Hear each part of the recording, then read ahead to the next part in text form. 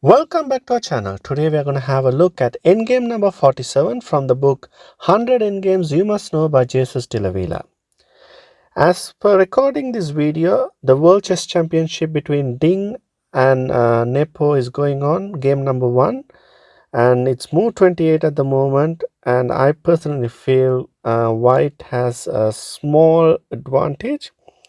We'll see how the game progresses. It looks very interesting at this point. So coming back to our lesson, we are going to have a look at two scenarios in this lesson. First of all, it's about two separate pawns separated by two files and different colored bishops in game. Now, because it's a knight pawn, one of the pawns is a knight pawn and black is moving towards the A rank, first rank. This is actually a draw. The main reason is because one of this pawn is actually a knight pawn, and also the defending team is able to control this queening square. These are the two requirements that are needed to draw this kind of position.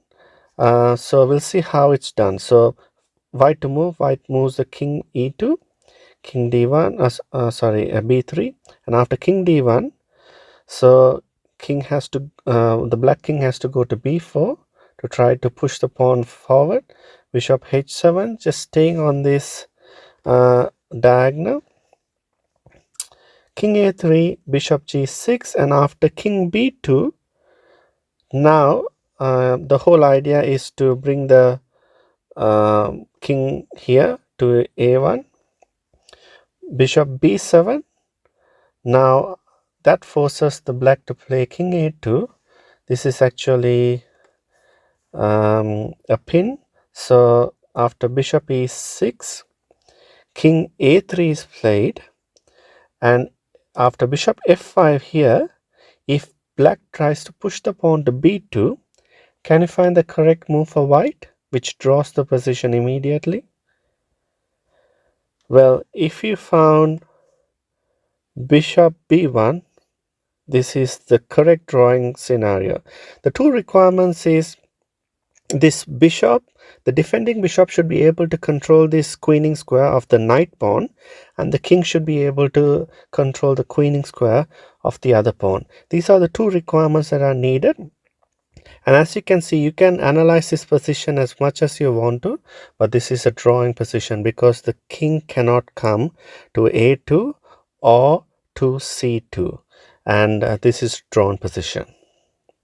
In this second example, we are having the same kind of setup. The only difference is here the attacking team is able to control the queening square of the knight pawn, which wasn't the case in the previous example. And in this kind of scenario, because this bishop is able to control this square, the queening square, this is actually a win. But it's not straightforward like the previous endgames we have looked at. So we'll have a look at it. Bishop f1, bishop c5, and bishop c4, bishop e3. After bishop b5, e6 check. As you can see, the e6 pawn is trying to advance forward. King e8, king e5, king e7, bishop g5 check, and after king e8, then king d6, trying to come and help the pawn on the knight pawns advance. However, after bishop c4, e7, bishop d3, king c5, king d7, and b5 is played. After bishop b2, b6 is played. And now, because the pawn has already advanced, it's very hard for the king to go and support this pawn. If they try to do that, then it will be the previous scenario where black will be able to block this pawn. So what the king will do now is to come and help the other pawn or threaten the e pawn to queen.